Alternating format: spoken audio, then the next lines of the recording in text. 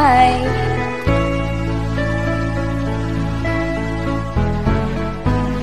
Hindi ko na sana pinagmasdan ang iyong ganda, at hindi na rin pinansinta bawat ngiti mong may gayuma.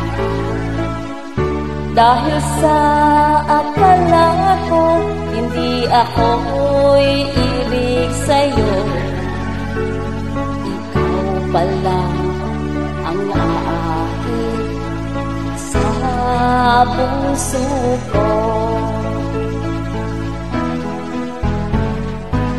Kaya nga'y laging gulong-gulo